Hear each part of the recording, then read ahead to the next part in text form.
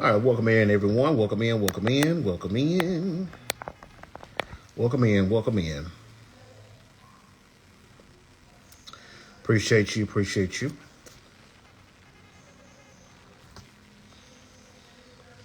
Welcome in. How you doing, Rodney? Brother Rodney Jennings, how are you? Blessings to you. Where that music at? All right, welcome in, everyone. We're going to talk to gospel recording artist Tobias Ward. Tobias Ward is our special guest. So come in. What's going on, my brother? And we're excited. Going to talk to him. How you doing, Jair? Welcome in, everyone. Blessings to you, Mr. Jones. We're going to talk to none other than Tobias Ward, his new release today. And we're going to talk to him about it. It's called Lord Lift You Up and Waiting on You. So we're excited to have him. So let's get him in here. Appreciate you. Definitely share the live. And we appreciate you all. Vote for us.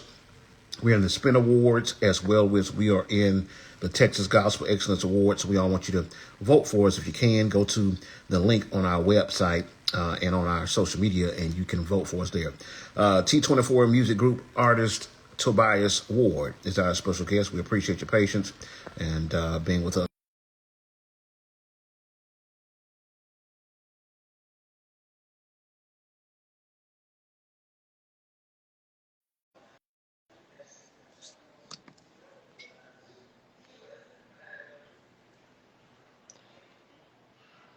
Get him on here. Thank you all. Thank you all for being with us. We appreciate you. Thank you. Thank you. How's everyone doing tonight? Hope you're doing well. Stay with us. Don't go anywhere. I appreciate you for doing it. Don't go anywhere, okay? All right. All right, Dwayne Dickey and so many others. We appreciate you all for being with us. Tobias Ward is our special guest. Talking to him today.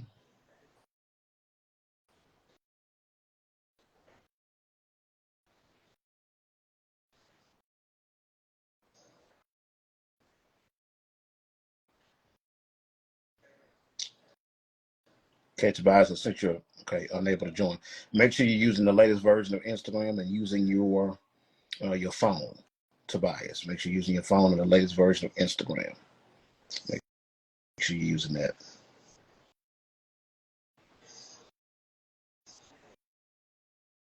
All right, Jeremy Marsh, how are you doing? Okay, I will. I sure will, Rodney. I will.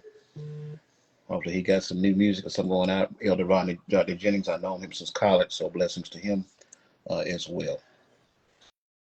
Okay, I know you're here. Yeah, no problem. Just make sure you're using your phone and the latest version of Instagram. No problem, Tobias. And but vote for us in the Texas Gospel Excellence Music Awards. Go to their website, tegma.org, and vote for us in the National Awards under National Internet Radio Station of the Year. Also, we're up for the Spin Awards. We're in several categories, so definitely vote for us on Gospel Ground Radio and Chris King Communications. So definitely vote for us. We had a great time at the Stella Awards in Las Vegas last month, and I hope you got a chance to see it on your TV set. Had a great time there as well in Las Vegas. So we're excited. Dove Awards coming up. Voices of Gospel Music Awards are coming up this fall. Avidity Awards are coming up too, and so many others are coming up this fall. So make sure you pay attention to that. If you got any Christmas music, you need to start working on it right now because it needs to be ready by November. So if you got any Christmas music or wants to do a Christmas song, I would encourage you to go ahead and start now. Start now and get that done. Okay? As well. Thank you, Sister Thomas. Stay with us. He's coming on in just a minute. Jeremy Marsh, I'm doing well. Blessings to you. I'm doing well, brother. Hope you're doing well, and your ministry and music too.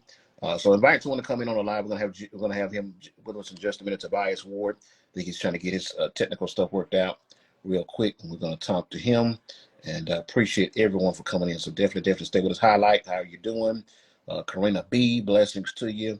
So we're gonna get ready to talk to him as well. So blessings to everyone as well for being with us. And here he is.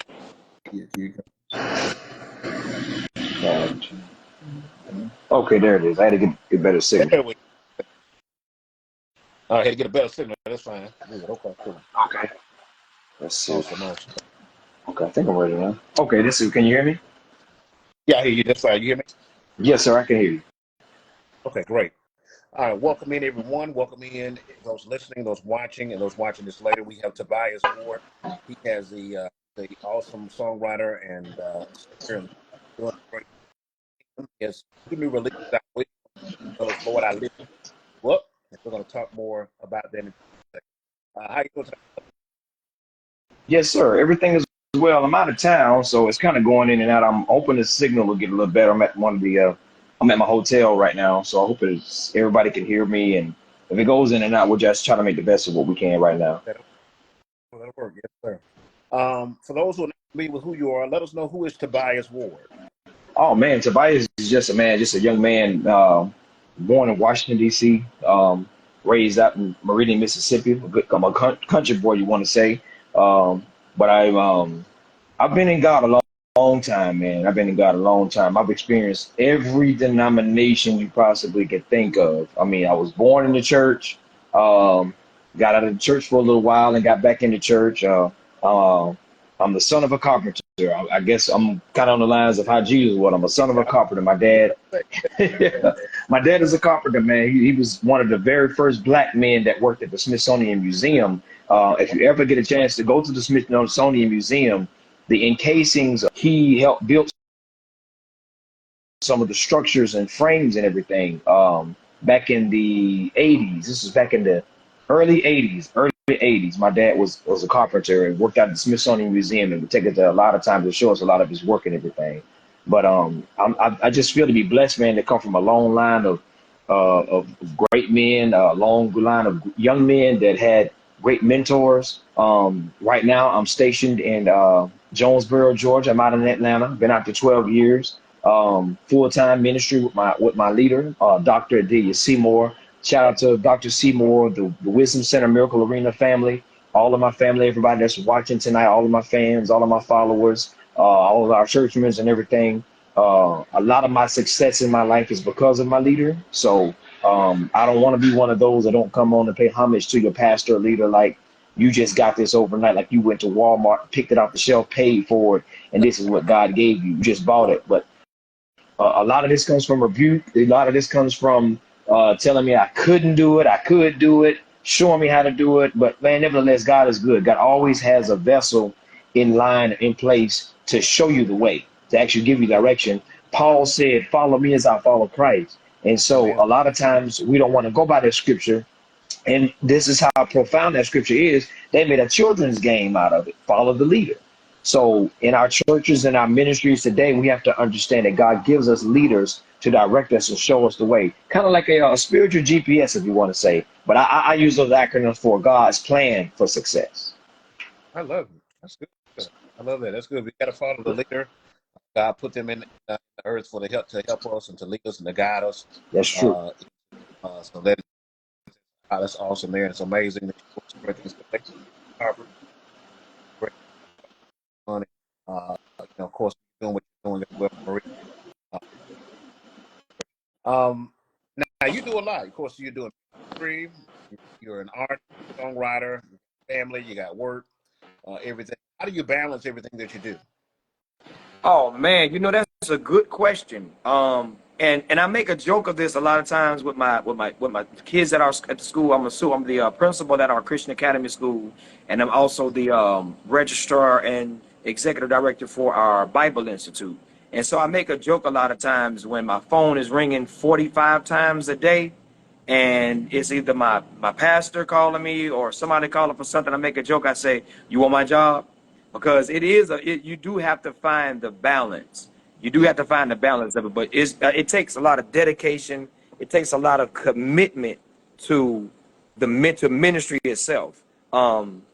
It takes a lot of commitment and everything, but because I want to see the success all around, our slogan or one of our mottos at our church is our strength is in our togetherness. When we're working together, we can do this. So I don't look at it as if I'm doing this just for me. Anything that I'm doing for my ministry, for my church, is for us as a whole. So I think that's one of the things that helps me keep the balance, is that I want to see the success when you're an individual or when you're a person, that's when you don't know when you're making a mistake or if what you're doing is correct, because you have now mentally made yourself an individual. So you can't really balance anything out because nobody's doing a check and balance of what's going on in your life. So I surround myself around people to help me with the checks and balances. That's how I find the balance. And I've been this way all my life. I've been the type of person that if we all succeed, then success is in place. But if I'm just succeeding or you're just succeeding, that's not showing the strength and unity within the church or within ministry. So the focal point I have now is because I want to see us all succeed. I actually would be the lesser person, like if almost like if somebody got to be the sacrifice, or somebody has to be the lesser person, or somebody has to bite the bullet, I'll bite the bullet. Or somebody has to do the bulk of the work, then I'll take the bulk of the work, because if nobody does it, if everybody decides not to do it, then nothing is getting accomplished. You know, I tell people all the time, they say, boy, you look like you're so busy. No, I'm not busy, I'm productive. Because we can be so busy that you get nothing done. You just be moving from one place to the next. You'll just be moving from one spot to the next. You're doing a lot of nothing. But when you're productive, you're getting things done one step at a time. So I find the balance in wanting the success, not only for myself, but for my ministry. Love it. I love it. I love it. Staying productive, not just busy, but being productive and being able to balance everything. It is key. It is important. Uh,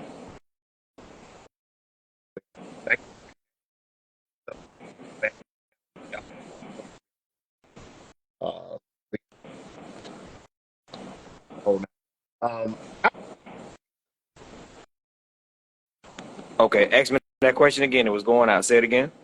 how did you get saved? How did you come to know Jesus? Oh man, like I said, I've been knowing God all my life, man. I was born in the church, but I think a fairer question to ask is that when did I really establish a relationship with God for myself? So I was 14 years old. I was 14 years old. I had been going from church to church, man. My dad had taken us from place to place. I've gone to the Baptist church. I've gone to the Methodist church. I was started out Seventh-day Adventist. I've been to the Christian church. We've been to the Uruguay church. I've been to the Hebrew church. And I'm not down in any of these religions or beliefs. Everybody has their own. I'm not knocking it at all. I believe in whatever you believe in or whatever your domination is, it makes you a better person, and it works for you, then let it keep working. But I bounced around from everything, man, and I wasn't one of those that went for bad or was hanging on the streets or was strung out on drugs or addicted to alcohol.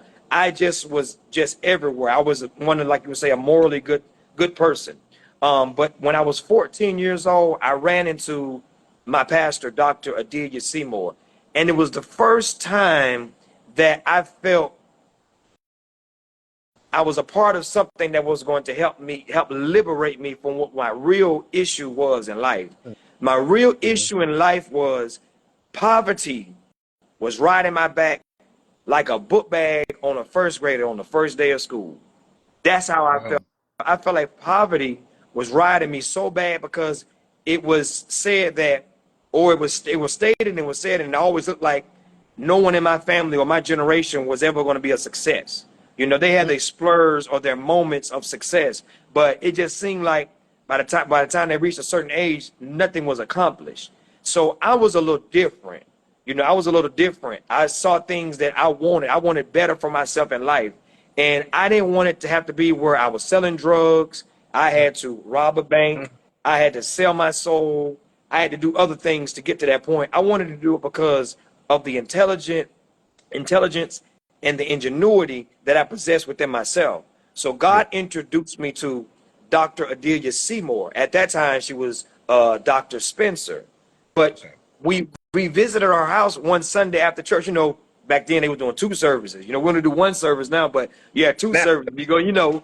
So, and my dad was in the military. He was in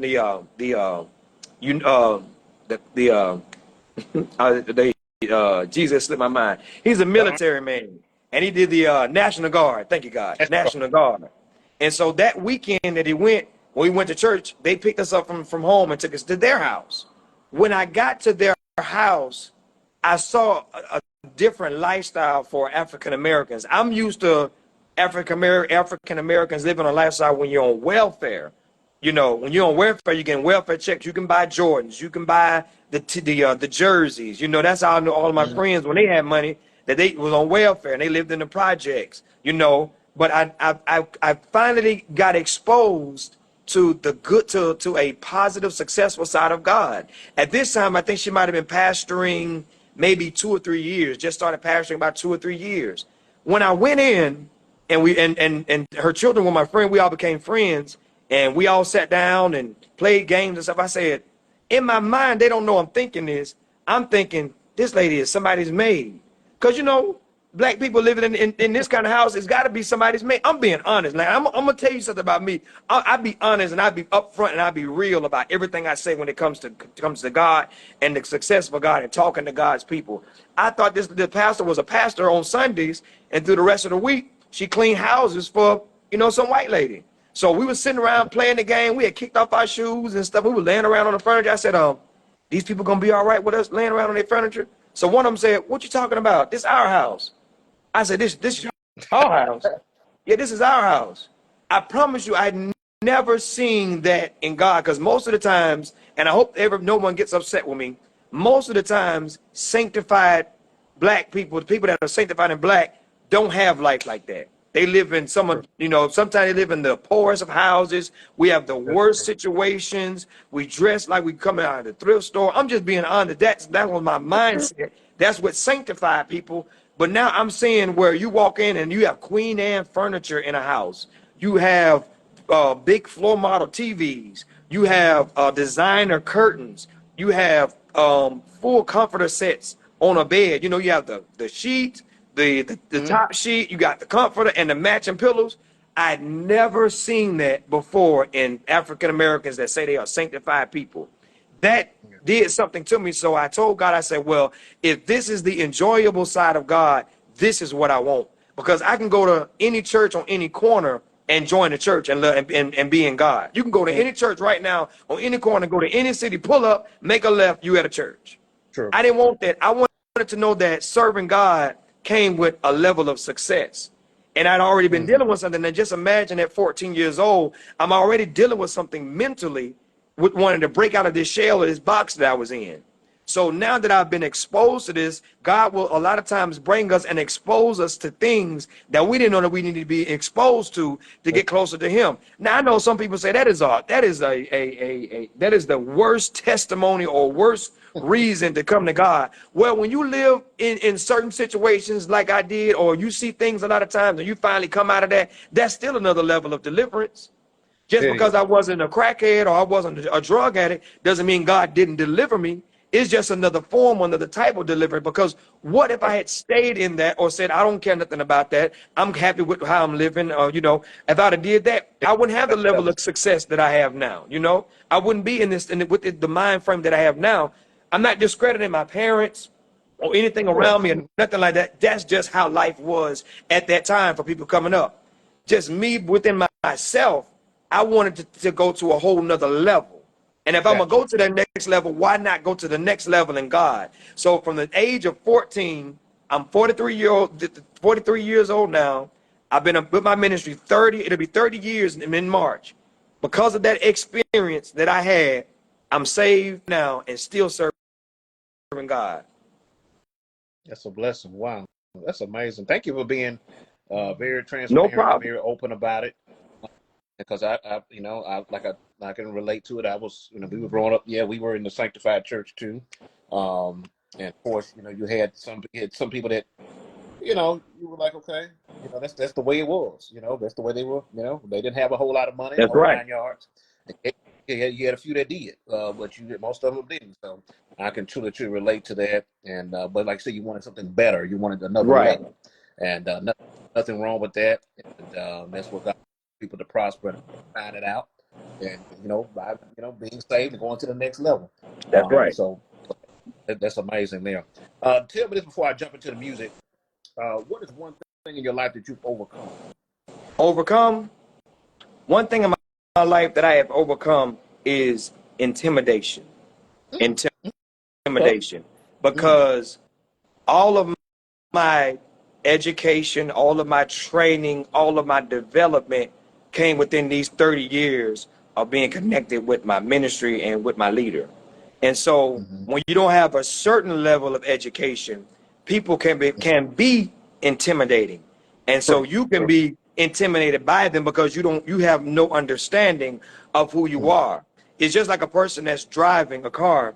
You don't really know how to operate a car according to what the book says. You've only been exposed to people letting you drive their vehicles. You know, your dad putting you in your lap and letting you ride around the parking lot. So you just drive and you turn the wheel and you do a lot of things, but you don't know that the book says you have to stop at every stop sign. You have to use your turn signal. You have to put the vehicle in park before exiting. So there are a lot of things in ministry and in life I've only gotten since I've been in ministry. And so those that don't have the book knowledge or the collegiate education come a certain way in ministry in the role that I play as a leader, and they become intimidating because they know you don't know it according to the book. So all that I've been exposed to or what I've learned has come from the school of hard knocks. You know, come from being the apostolic anointing, being rebuked and chastised. The word of God tells us God chastise those whom he loves. So all that I have learned has coming from a voice, and that voice is Dr. Adelia Seymour saying, you can't do that, son. You can't do that. That don't look good. You can't say that. No, you don't want to say this. You want to say it like this. You want to do it like this. So here I am in my mind. Now I'm saying, now God, I understand why you have me here, because now I'm sheltered and protected and I'm being developed. And it's not until you get to the age of 43 that people are actually going to see the manifestation of God in my life. Because we can be young sometimes and think we know it, but you don't really know anything until you gain wisdom. Knowledge and wisdom is two different things. So I sat at the feet of wisdom so many years that now when you see a person like me and you ask me questions, I can answer questions in a sensible mode. I can give you the right answers. I'm reminded of a story. I was dating a young girl in elementary school. Her name was Kimberly Gardner. Her mother was a 5th grade teacher. So when I was dating her in the 5th grade, she invited me to her house. When I got to her house, her mother drilled me with every question that you could think of. What you gonna do with your life? What school you plan on going to? What kind of career you gonna have? I couldn't answer any of the questions because at that particular time, being young, I didn't have the answers. I didn't know how to answer. You know, there was an intellectual person trying to get me to answer her because I'm dating your daughter to make sure that your daughter's future will be secure and I can't answer these questions. Well, now let's fast forward maybe 2 or 3 years after that. Now that I've kind of developed a little bit and we're older teenagers, I come to a house to visit her. Her mother started asking me questions. Now I have the ability to answer your questions because I've been exposed to wisdom. So, so so now I'm not in this, I'm not sounding like a 5th grader. At this time now I'm a 10th grader or 11th grader, and I can answer questions a little different now. So I had to overcome intimidation because I was too young to know that sitting at the feet of wisdom is going to propel you over those that have a certain level of success in their life. So now when I talk to people, and I guess it's the same young man with all of the education that I've received from the Wisdom Center Bible Institute, sitting at the feet of my leader, Bible studies, discipleship classes. Now I come before great preachers, pastors of the apostles representing my ministries, and now they can't tell the difference between me being a 4 or 8 year collegiate student than the person that's standing before them. So I had to overcome intimidation. I used to be intimidated really bad, but God has delivered me from that. Wow. That's amazing. That's a blessing because I believe intimidation is a tool of the enemy to get us to feel intimidated or feel less than or whatever. But God get to be exposed to that wisdom, that knowledge, and that understanding. You have to grow. You have to grow. That's true. To come back and answer questions. So thank you so much. And so open tonight. We appreciate we're enjoying it here on Gospel Grind, Gospel Grind. We have Tobias Ward. He has 2 new singles. You probably on books as well as Okay, say that one more time. You know, the enemy done got in these phones, so it's breaking up. Say it one more time. Tell us about your music, Lord. I lift you up and waiting on you. Yes, sir. Well, the music derived from an experience that I had when I lived in West Palm Beach, Florida. Along with the story that I told you all, I got married when I was 18 years old. 3 or 4 weeks after my 18th birthday, I got married. I hadn't experienced anything in life. I don't know. At that time, I didn't know what it meant to go hang out at the club. I didn't know what it meant to hang out on the street corners. I didn't know what it meant to do a lot of things. I didn't know what it really meant to go on certain dates and be involved with women a certain kind of way. I came straight out of my mother's house and into a woman's bed. That's Wow. literally how it went. I came out of my mother's house, went into somebody's bed, and just started having responsibilities. It went just like that. I didn't get a Wow. chance to go to college and go to frat parties and go to the ball games and do any of that. Went straight into responsibility. So because I loved God and I did not want to fail, I wanted to show that at 18 you can do this. And I loved Yes. God with everything in me. When I got saved, man, I did it because I wanted to be saved. I told him, I said, I don't want to leave here. Tarry with me until we was in a session one night, daring to be different. All of my friends were around me, and we tarried, man, until I got the Holy Ghost because I met God with everything in me because of the deliverance that came to my life. So now here I am married, and now from 18 all the way to about maybe 21, 22 years old, just imagine a young man being a virgin, getting married to an older female, and then just going for God. 10, 11 years, you just going. I didn't stop. I didn't put the brakes on nothing. I just went doing everything, witnessing, ministering, being involved with church, night and day and night, separated from my friends, everything, man. I just went hardcore God. So, Wow. and when I did that, it didn't jog my mind then. 'Cause I'm thinking like, hey, this is just what it is. I get to a certain age now, the same way curiosity gets to a cat, it started working on me. It started working on me. We had moved from Meridian, Mississippi, a little small country town, the Queen City of Mississippi. We go to a place called West Palm Beach, Florida. When you pull up in Palm Beach County, all you see is lights. That's all I can see coming down the highway we move, just lights. I'd never been exposed to anything like this.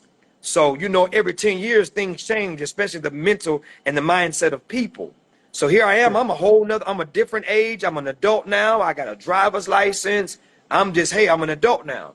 And I was exposed to the bright lights in the city. And a lot of people within the gospel arena and church, this has happened to them before. You come from a small town, small country town, you get involved in this showbiz, the spotlights, you get involved in Hollywood, and now all of a sudden your mental goes to a whole nother level because you've never been exposed to this. Well, now that I've gotten exposed to this, I start feeling myself a little bit. And now I walk out on my family. I just walk out. Wow. I just walk out. I thought about it for a minute. I was holding on, saying I'm gonna do this and do that. But at the end of the day, I got exposed to all of the glamour and stuff that was going on and decided I need to live my own life now. I decided like it's time for me to just do this for me, So here I am. I'm out there. I'm hanging at every club now. That's when the Mohawks came out. I had me a nice Mohawk with the fade on the side. I had gone to the flea market and picked me out an outfit and started wearing gold chains and stuff. Man, now all of this too, I was in the ministry. I started growing in God too. I was the assistant to my pastor. I'm director of the outreach program. I'm going to meetings with the mayor and city officials, and I'm stepping in for my pastor, going to different churches because she couldn't make it at that time. I was really growing, man. I was taking steps, leaps and bounds. Summer camp program. My name I had really made a name for myself in West Palm Beach, Florida. So now here I am. I'm caught up in all of that, and I've gotten too caught up in it now that now I'm losing everything. Wow. I've been in it so long, I lose everything. When I decided to let everything go after I lost everything and try to turn around, I'm homeless now. I'm sleeping from, I didn't party so much, I done stayed at 3 or 4 different people's houses. So now I'm saying like, well, I'm not concerned about being homeless because all of the people that I'm hanging with is let me crash at their house. Till I finally decide when I get myself together, and I gotten so far out of hand that they said I can't be a part of what you're doing anymore because it's not the right thing to do. Now I'm homeless. Now I'm just here. So now I'm trying to shake myself. I'm trying to get myself together. I'm trying to figure out if I want to go home, if I don't want to go home, till I had to just completely stop. I had to completely stop. It had gotten so bad, I was sleeping in hospital waiting rooms.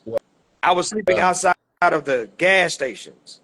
I was hanging out in the parking lot with friends, and I would drink so much. Four Locos were the drinks then when they first started coming out, the Four Locos. I had drunk those so I had vomited and passed out in my own vomit. I'm not trying to be vulgar or anything. I just tell it like it is. Then I had gotten to the point where I was doing so much of it when I get in the parking lot, I would be caught on the ground because I couldn't catch my breath. I couldn't catch my breath. So I had to just completely stop. When I stopped and just started sitting there meditating on how do I get back to God, some way or another, I started putting the thought to a pad. I started writing it down. And the music to me, in a sense, and even as I'm thinking about it now, you're making me think about it, is what saved my life almost. Because I had to get it out some kind of way and didn't know how to say it because I lost a lot of friends. So it wasn't like I could just go sit and tell somebody what was going on. And then when you're coming from that, now you're trying to come back to a spiritual note. And they're looking at you like, oh, man, we were just hanging out last night. How you going to tell me something? We were just hanging out, man. Now you're going to try to come to me spiritual. You know, so I left it all alone and started putting word to pad. And the two songs that I have out now, the very first one, Waiting on You, is when I had to make a decision within myself to stop trying to force myself back on God and force my way back and just sit back for a moment and just wait. Just wait a minute.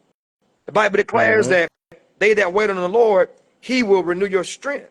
I was telling a friend of mine when they were asking me about the music, because they were saying something, something about waiting on the God, like waiting on the Lord, like, well, yeah, that's how it happened. But I said, well, wait a minute. How can you wait on God to renew your strength if you never lost your strength?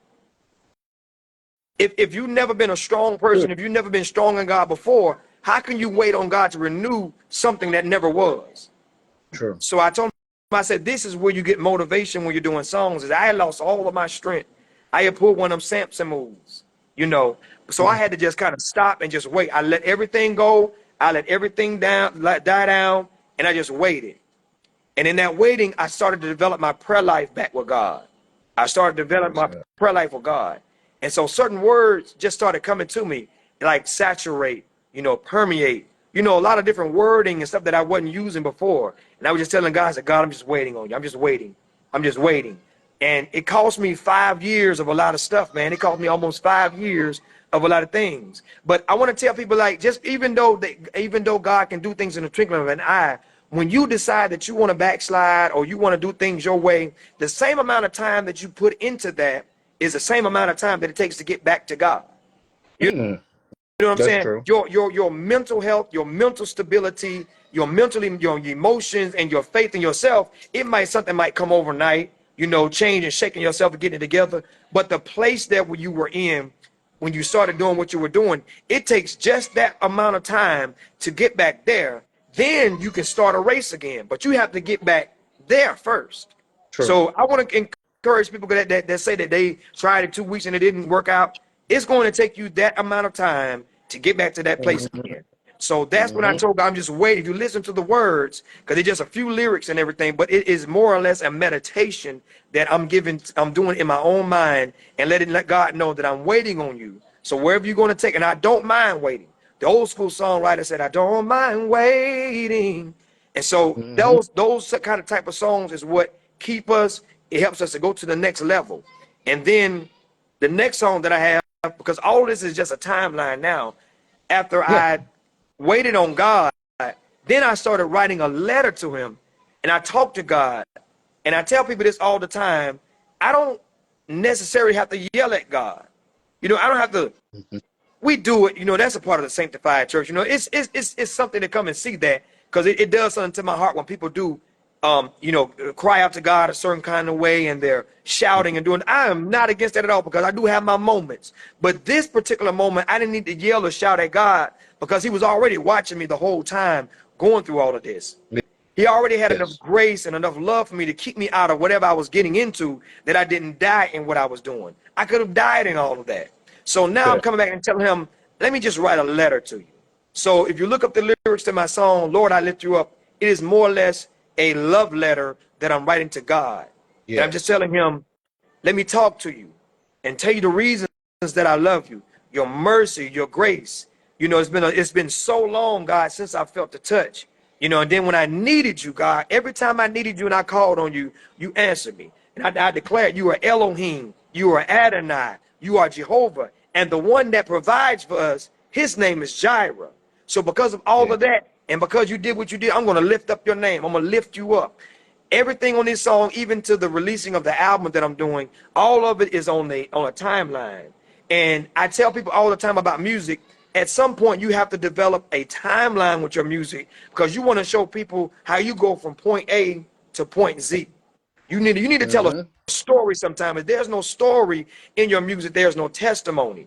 Making songs, these gospel songs are great. Oh man, I applaud every gospel artist that is a song. But if you just made a song because your label told you you needed to make a song, or they just brought you a piece of paper and said, I think this song would fit you the best, I implore you or I encourage you to, at some point in your life, develop a storyline for yourself in your music.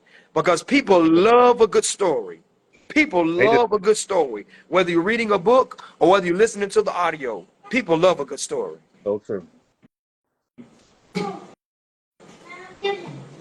I love it.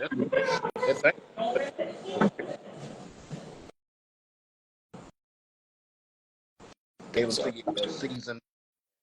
It's really perfect. And I love the production. I love the lyrics. I love the writing. I love the anointing.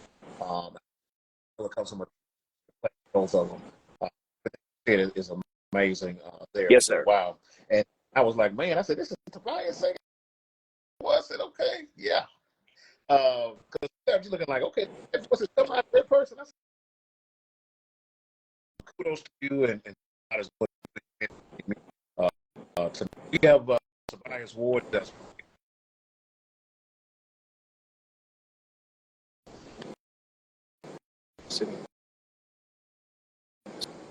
social. Did you hear me, Tobias?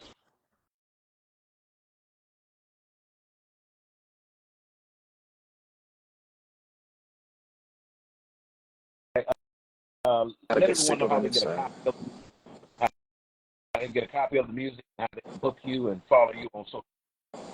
Oh, yes, sir. Yes, sir. They can follow me on all streaming platforms, YouTube. You can go on Facebook, Instagram, TikTok. Just look up Tobias Ward, or you can look up T24 Music Group. I want to shout out my T24 Music Group family that's on here tonight. All of my different fans and followers. Miss Izzy, I saw you on here. Jay Marsh, I saw you on here.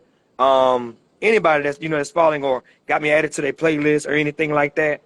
They can find me on all social media platforms under Tobias Ward, T Ward, or T24 Music Group.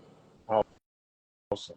You all definitely go out and support Tobias Ward. Go out and stream and download and purchase this music and get it out there today and do that. And telling you you'll be blessed that you did is waiting on you, as well as Lord, I lift you up, available right now everywhere. Call your radio station to AM, FM, or internet station. Tell them you want to hear it. As well, you can hear it on our station at gospelgrind.com and .net. And definitely book him and follow him on social media today as well. What are your plans for the rest? Oh man, so the plans now are I'm getting music video production ready for both of my songs. I have a couple of artists that I'm working with, managing, having booking and doing venues for them.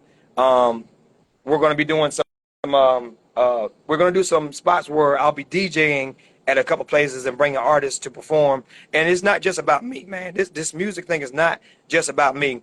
A gentleman by the name of Robert Barnes, and I'm pretty sure a lot of people know Barnes. Hopefully he get his doctorate, man. He's amazing what he does. But one of the things he did for me was he actually motivated me in the music because I was submitting music here, I was submitting music there, I was reaching out to a lot of places. He reached back out to me after I submitted the music to him and wanted me to send the music, the cover art, the bio, and everything. And he played my song on a Saturday on his internet radio station. So that opened doors for me, and now my music is on like 8 different radio stations, internet radio stations.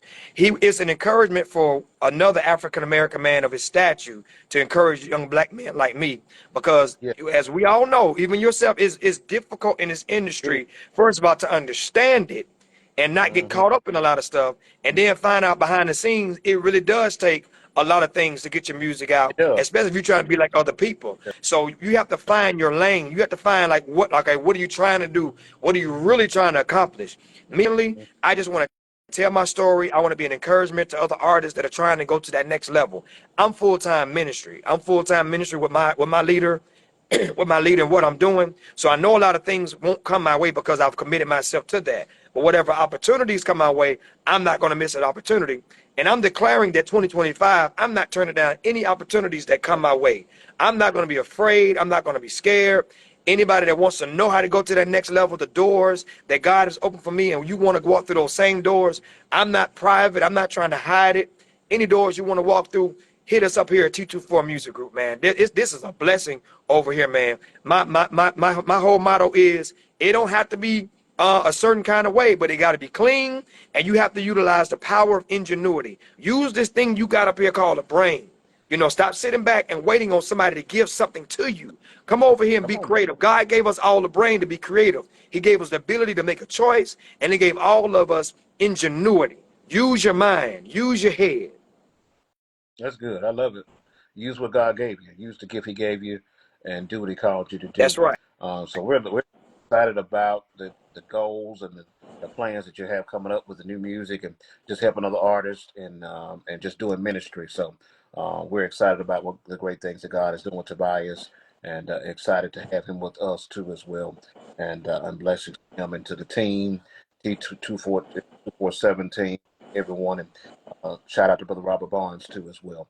Um, before I let you go, we've had a good time. Is there a word of encouragement you want to leave everyone? Yeah, there's a word of encouragement, man. Like I said, my word of encouragement is what I started. Our strength is in our togetherness. I want to encourage Yes. every independent artist to stick together. There's no big I's, there's no little U's in this music thing because we all have one common goal is for our music to be put out. That is for to stay encouraged, even when it seems like it's going to be hard.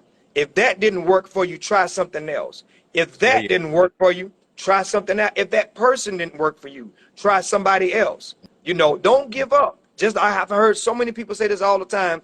I was at the award ceremony in Atlanta, and some of the artists that come up were in their 60s. Some of the gentlemen court, they said they've been in the music game 30 years, and that was a very first award.